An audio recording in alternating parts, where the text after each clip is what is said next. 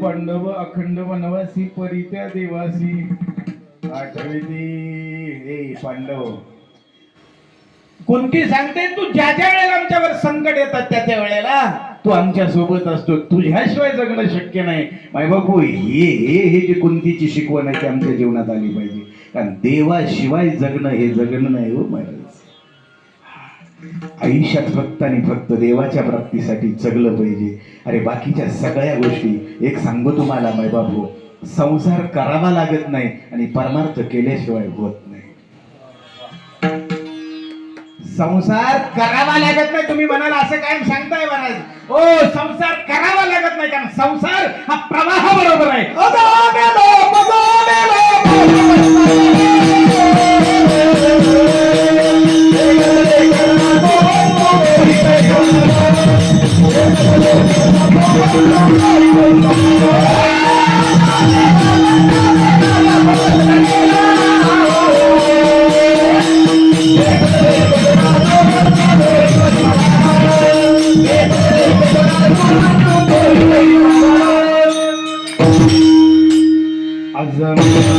मेला बापू मसना गेला देखत देखत नातू पण तो अरे सगळं संसार करावा लागत नाही तुम्ही म्हणाल असं काय होच करावा लागत नाही तुम्हाला लय घमेंड आहे ना तुमच्या संसाराची थोड्या चिंता करू का ऐका ऐका ऐका तुम्हाला का कशाची घमेंड आहे 2-3 पोरं सांभाळलेली की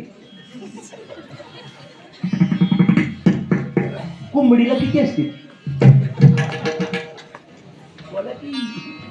कोंबडीला 20-25 नाही बसवणाऱ्यांच्या मनाचं काम आहे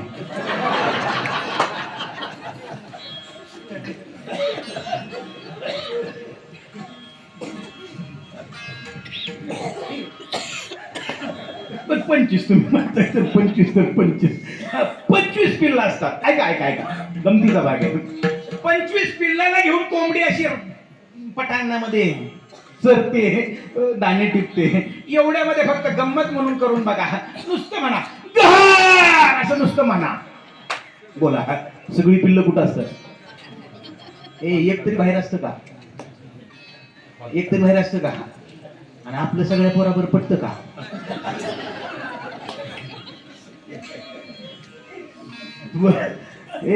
याचा अर्थ पोरं सांभाळायची अक्कल आपल्यापेक्षा जास्त कोंबडीला ऐका ऐका ऐका चला पुढे अजून अजून सांगतो आपलं प्रपंचाची लय घमेंड आहे ना आपल्याला आणखी प्रपंचाची आपले चिंता करतो घराची लय घमेंड आहे ना आपल्याला घराची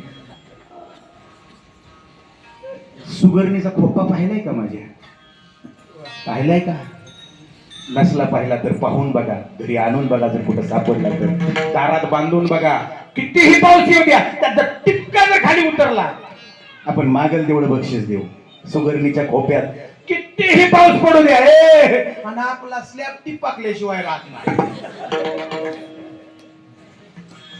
ऐका अजून सांगतो ऐका अजून वारूळ पाहिलंय का वारूळ तुम्ही फक्त नागपंचमीलाच पाहिजे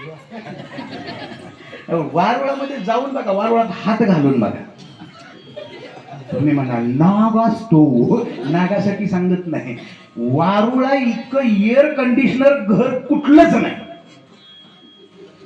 महाराज ताप आल्यानंतर जर तुम्ही वारुळाची माती जर कपाळाला लावली तर ताप उतरला पाहिजे एवढी ताकद वारुळाच्या मातीमध्ये आहे उगच नाही आमच्या पूर्वजांनी आम्हाला पूजायला लावलं उगच जायचं आपलं हळदी कुंकू वाहून यायचं दगड माहिती तू याची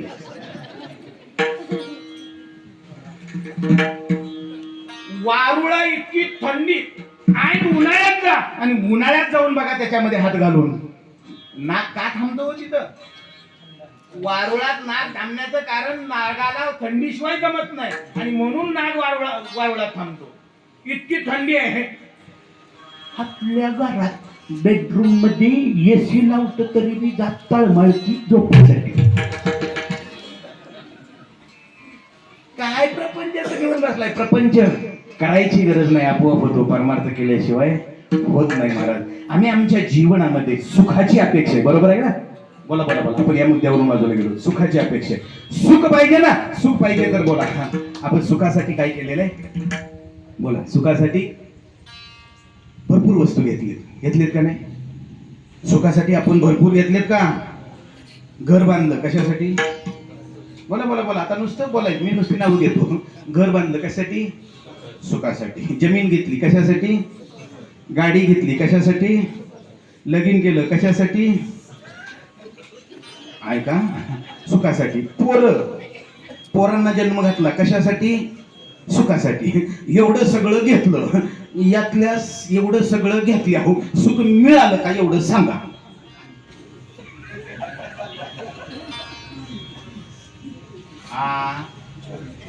नाही म्हणजे हे या वस्तू सगळ्या कशासाठी घेतल्या?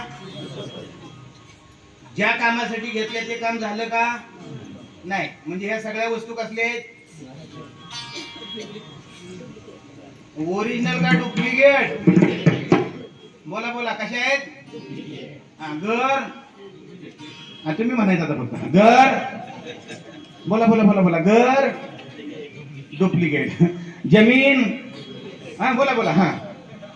जमीन, गाडी, बायको.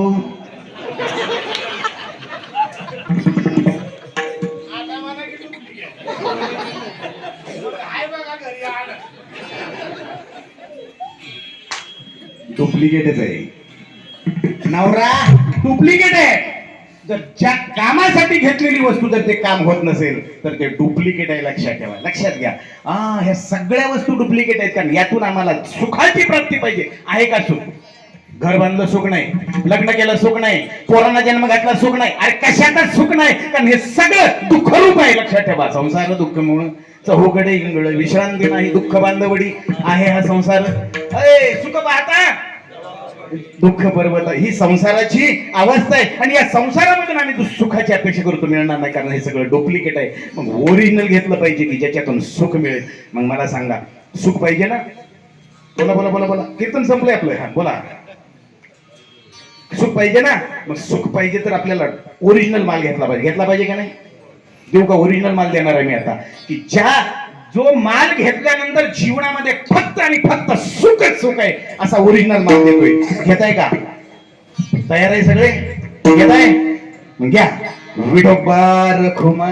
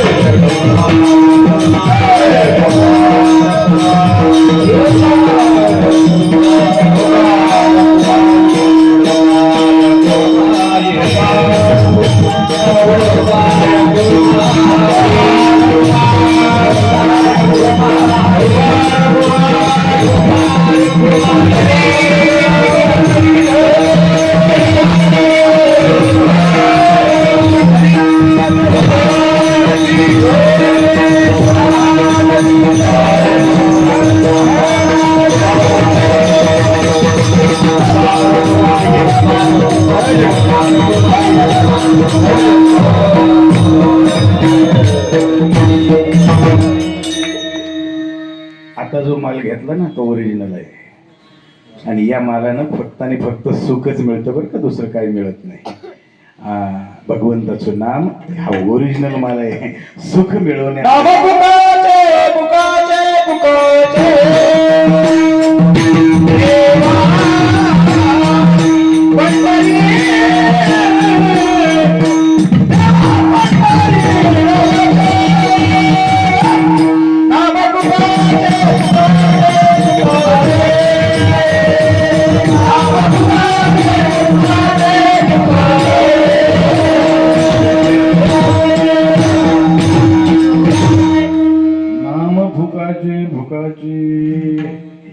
फुकट आहे.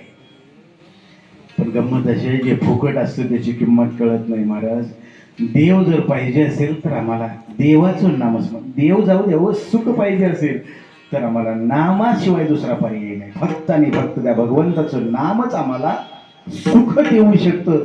या पृथ्वीवरती नव्हे नव्हे या सृष्टीमध्ये नाम सोडलं तर इतर एकही गोष्ट अशी नाही की जी आम्हाला सुख देऊ शकते. कोणत्याच वस्तू तेवढी ताकद, हा लक्षात ठेवा. जसं जमेल तसं नाम घ्या.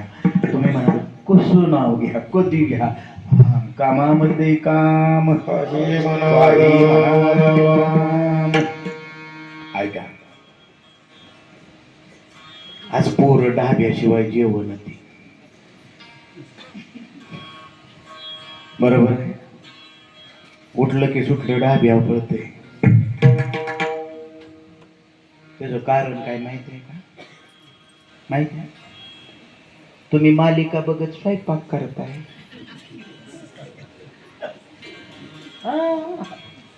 मालिका बघत स्वयंपाक केला की पोरग ढाब्यावर जाणार. त्याचं कारण आहे, शास्त्र आहे त्याला. स्वयंपाक करणाराची जशी वृत्ती असते तसा रस स्वयंपाकात तयार होतो, आणि जसा रस तयार होईल स्वयंपाकात तसं खाणाराचा मेंदू काम करतो. आता तुम्ही जर मालिका बघत जर स्वयंपाक केला तर मालिकेमध्ये काय आहे, चांगलं काय आहे तेवढं सांगता का या व्यासपीठावरून बोलण्यासारखं?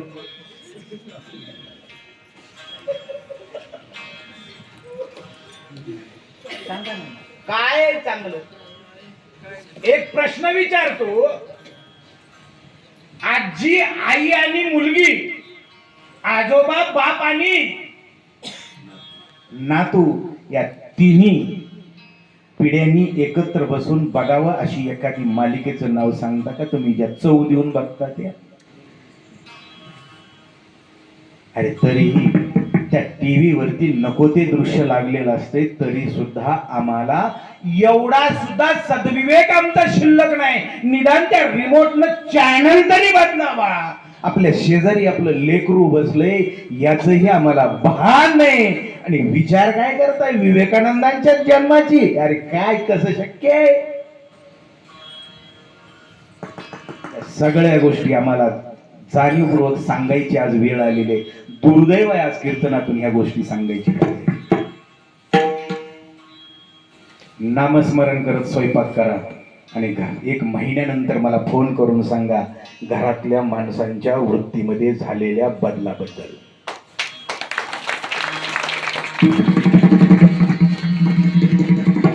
हे पोपटासारखं नाही मी सांगत, प्रयोग करतो आणि मग तुमच्या समोर बोलतो. लक्षात ठेवा, ही माणसं साक्षीदार आहेत.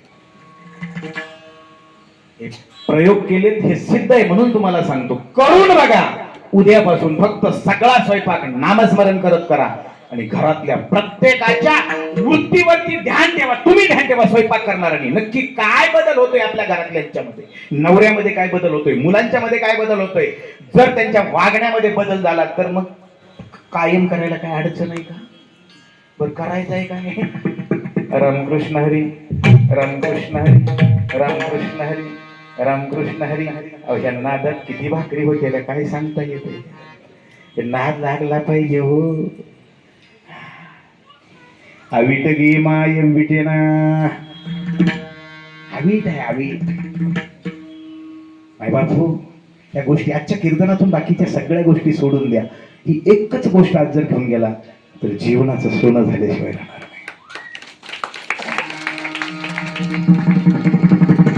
करायचंय आमच्या जीवनामध्ये आम्हाला हेच आम्हाला अजून कळालेलं नाही. नक्की झाला आलंय कशाला, जगतोय कशाला, जाणार आहे कुठे हेच माहित नाही. गाढवासारखं जन्माला येतंय, खा खा खातंय, मेल्याव किती वेळा जन्मा यावे, नित्य व्हावे पजीत.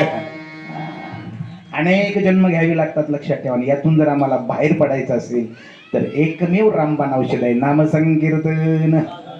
साधन पैसोपे जळतील पापे, हरी उच्चारणे अनंत पापराशी एक कितीही पाप असू द्या, ए माझ्या हरीच्या नामापुढं काही चालत नाही, त्या पापांचं लक्षात ठेवा. पण असं नाही की इकडं नाम घ्यायचं आणि इकडं पाप करायचं, मग कॉन्क्रिटीकरण आहे.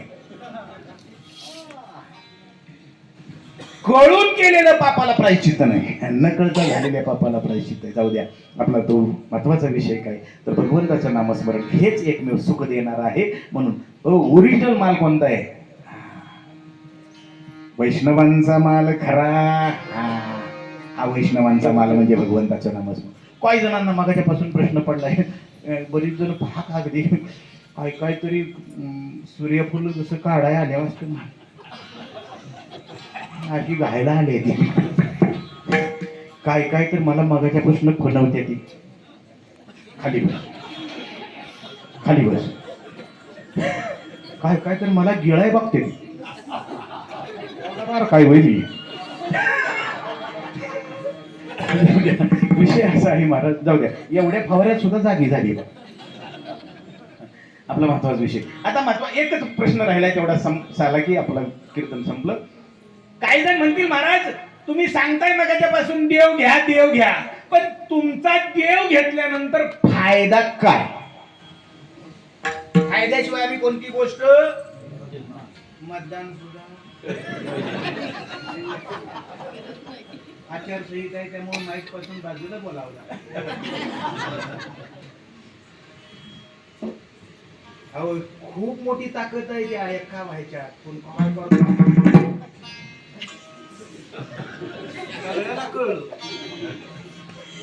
इतकं आम्ही स्वस्त झालोय. अरे लोकशाही जर जिवंत ठेवायची असेल तर मेंदू जाग्यावर ठेवा. जाऊ द्या, तो विषय नाही आपला. देव घेतल्यानंतर काय होत? हरियाला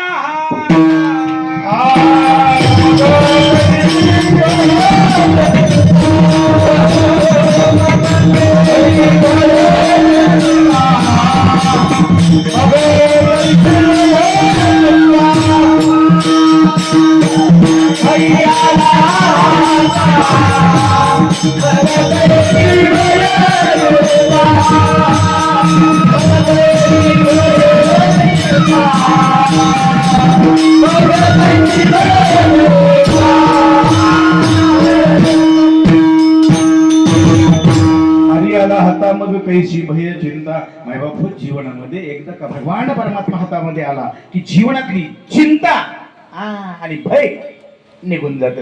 लक्षात ठेवा, आपल्याला सगळ्यात मोठं दुःख कशाचं असेल तर चिंतेचं. बरोबर आहे ना? चिंता किती चिंता आहे हो आम्हाला, कशाची चिंता आहे. आता काय काय सांगू.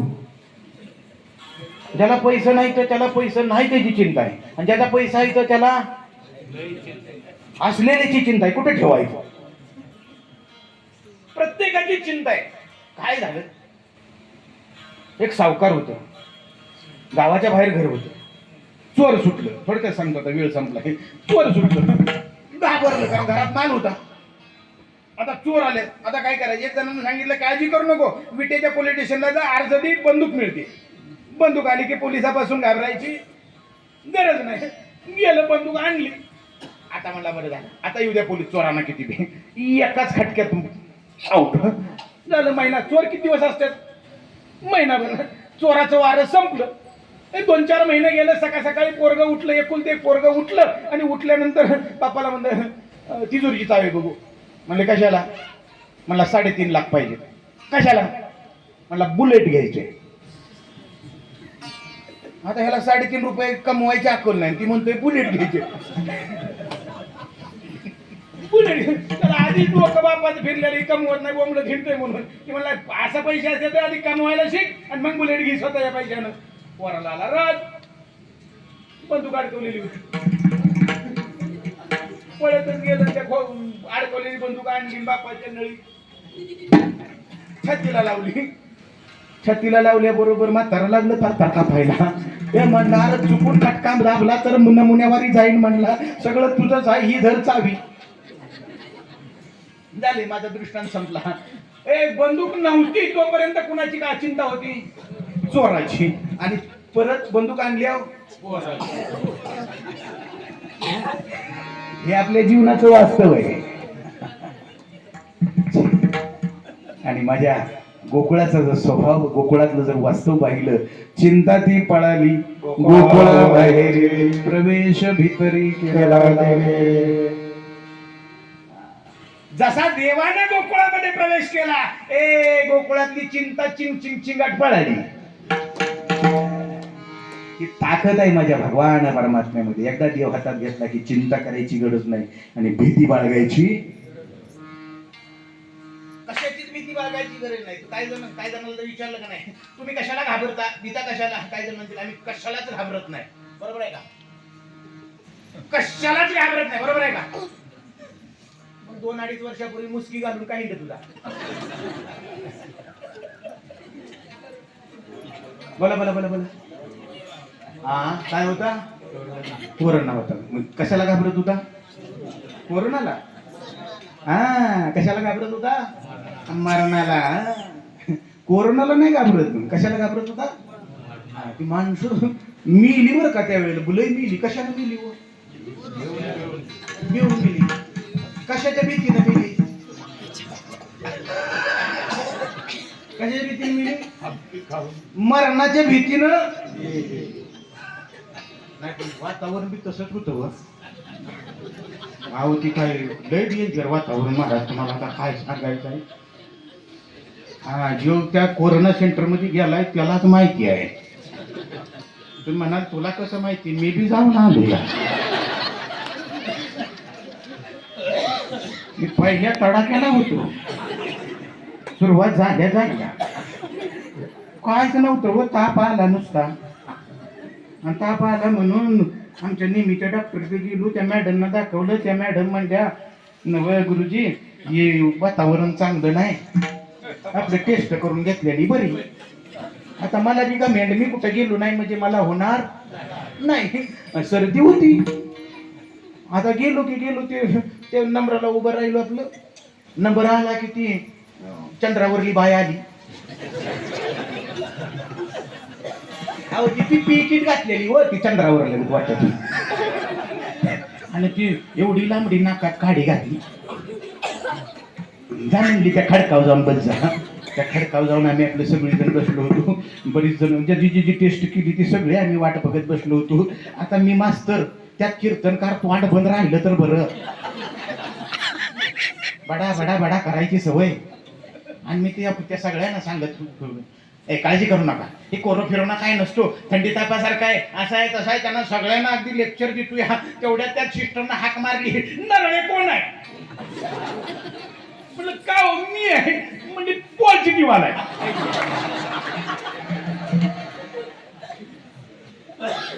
पॉझिटिव्ह आलाय म्हणजे हवाच गेली. ती आश्रमशाळा होती म्हणजे त्या खोलीत जाऊन झोप जा. अहो म्हणलं घरी जातो की, अजिबात नाही.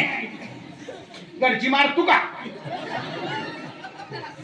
तिला काय महाराज काय मास्तर काय पेशंटच हो मी. नाही लय बोलावं तर पोलीस तिथं होती ते तडाक. आपला गपचीप गेलो त्या खोलीत गेलो तर कशाची काय ती खोली म्हणजे भूतबंगलाच होता.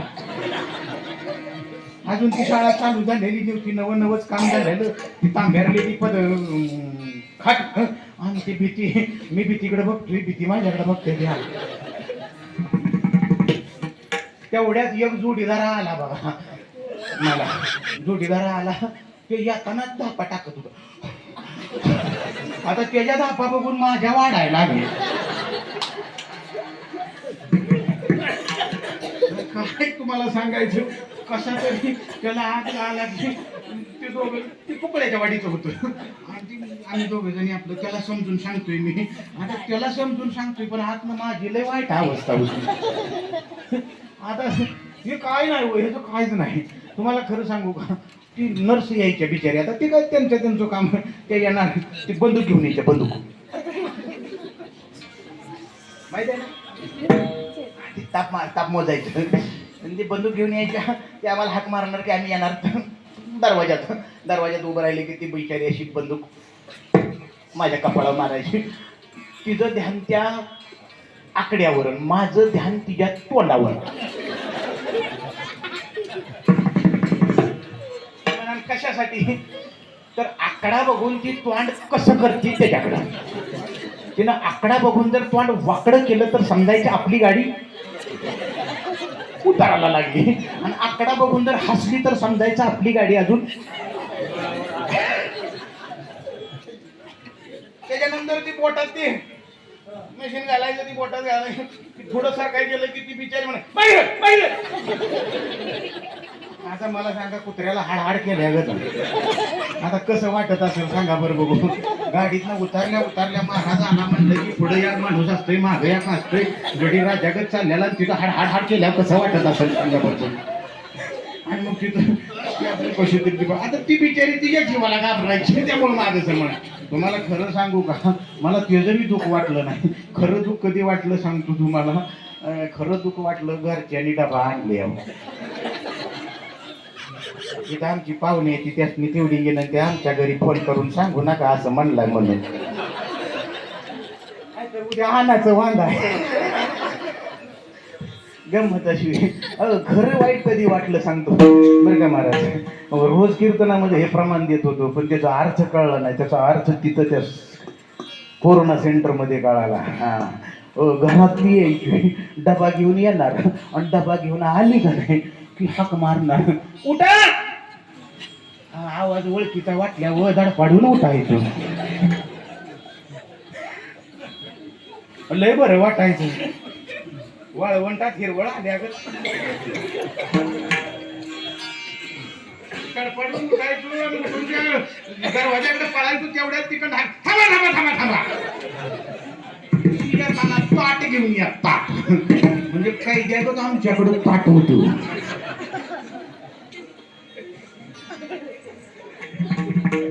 मी भीती नाही सांगत, जीवनाचं वास्तव सांगतो. कीर्तनच आपलं याच्यावर संपणार आहे. ताट ठेवा म्हणायचे खाली माग सारखा, आणि मग आम्ही ते ताट ठेवायचो आणि माग सरकायचो. ज्यांच्यासाठी रक्ताचं पाणी केलं तीच माणसं 4 फुटावनं वाटायची. नाही कोणाचे कुणी तुझे नव्हे रे कोणी, अंधी वर्ष एकला प्राणी माझे माझे म्हणून. भाऊ कोणाचा बहीण कोणाची, कोण कोणाच्या मी देवाची सर्व राहिले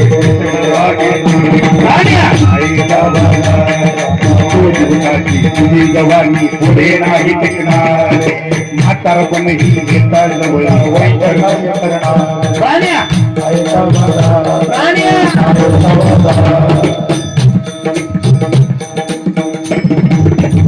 हे कुठं कळालं? कोरोना सेंटर मध्ये. नाही कोणाचे कोणी, कोण कोणाचं नाही महाराज. ज्याच्यासाठी आम्ही धडपडतो ना त्यातलं कोणी आमच्या बरोबर नाही. म्हणून हो, एक फक्त आमचा देव आमचा आहे, देवच आमच्या बरोबर आहे. म्हणून त्याच देवाची आम्ही संगत केली पाहिजे आणि त्याच देवाच्या प्राप्तीसाठी प्रयत्न केला पाहिजे. बस एवढंच आजच्या जीवनामध्ये जर आम्ही लक्षात घेतलं की काही नाही. कारण ही भीती आहे, भीती सुद्धा निघून जाते जर देव आपल्याला आपलासा केला तर. मग तुकोबरायांना विचारलं म्हणजे हो काय, तर तुकोबराय म्हणले देव, लोक म्हणले देव न लगे साठवणीचे हृदय लागे. हो, आम्हाला देव तुमचा नको, कारण जिथं तुमचा साठवायचा आहे. कुठं साठवायचं आहे? हृदयामध्ये. देव हृदयामध्ये साठवायचा. हृदयामध्ये साठवलेला देव साठवायचा आहे. पण गंमत अशी, हृदयामध्ये अगोदर कोण साठवले हो? हा सगळा प्रपंच साठवलाय. आणि त्यामुळे देवाला आमच्या जागा नाही. मग आम्ही म्हणलो देवाला जागा नाही. तुकोबरायांना वाईट वाटलं. म्हणजे देव मंदला काय करू, देवाला देवाची मंदी आली, देवाचा भाव बुडाला. अरे आम्ही नेऊन देतोय तरी सुद्धा याला लोकांना नकोय. तुकोबराय म्हणले देव घ्या फुका न लगे रुका बोल. अरे फुकट घ्या, काही लागत नाही. माणसं म्हणली फुकट कसा घेऊन चालेल, काहीतरी दिलं पाहिजे. मग काही न लगे फक्त भाव पाहिजे, तुमच्या अंतकरणातला भाव पाहिजे. म्हणजे आमच्या अंतकरणात भाव नाही. मला एक सांगा, एका प्रश्नाचं उत्तर द्या. ए बाळा, साखर गोड की कडू? गोड. कधी कळली? खाल्ल्यावर. ऐकताय मला काय सांगायचं लक्षात आलं? साखर गोड की कडू कधी कळते? खाल्ल्यावर. म्हणजे साखर गोड आहे हे कळण्यासाठी खावी लागते तसं देवाबद्दल अंतकरणामध्ये भाव निर्माण होण्यासाठी देव घ्यावा लागतो. लक्षात ठेवा. म्हणून देव घ्या कोणी आयता आला घर. ज्ञानेश्वर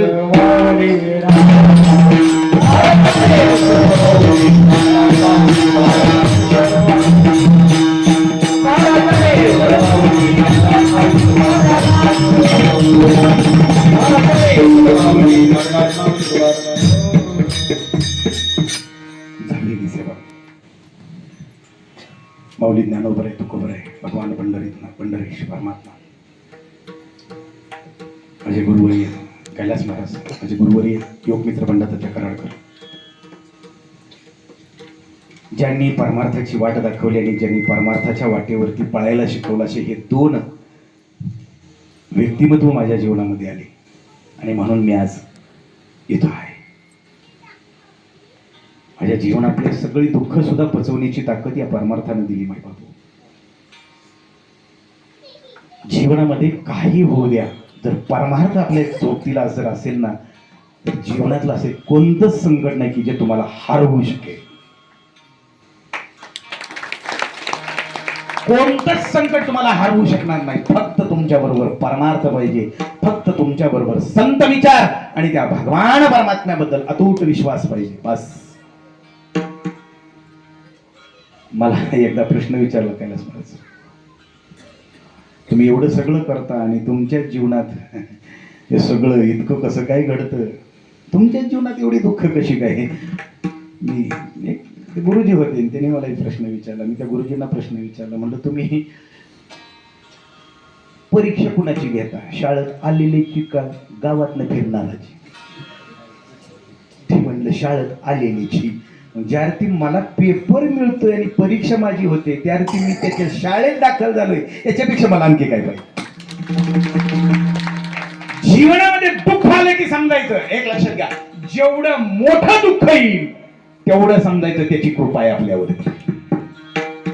जीवनात दुःख आलं की समजायचं देवाची आपल्यावर कृपा आहे. जर दुःख नाही आलं तर देवाची आपल्यावर कृपा नाही. लक्षात ठेवा. आणि कधी इथून पुढे दुःख आलं म्हणून देव नाही म्हणू नका, उलट दुःख आल्यानंतर म्हणा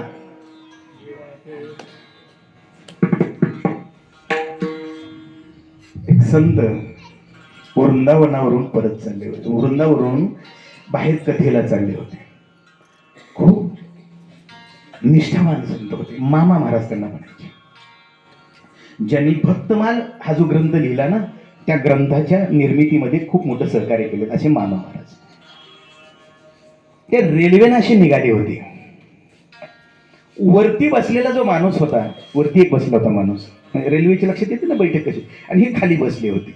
वरती बसलेल्याचे पाय खाली आले होते आणि वरती बसलेल्याची पायाची चप्पल मामा महाराजांच्या मस्तकाला सारखी लागत होती. मामा महाराज काहीच बोलत नाही. गंमत अशी झाली, त्यांच्या बरोबर जे दुसरे साधक होते त्यांना मात्र ते काही राहवलं नाही. बराच वेळ झालं तो सारखं चप्पल लागते, सारखी चप्पल लागते. ते रागावले, म्हणले हो, एक तर तुम्ही बसलाय आणि एकतर तुम्ही जागा वगैरे द्यायची तर द्या सोडून, परंतु तुम्ही चप्पल एका संतांना, अरे कोण आहेत हे तरी बघा तुम्ही. त्या मामा महाराजांनी त्यांना थांबवलं. म्हणले नका त्यांना. अहो म्हणजे रागवू नका. कसं काय?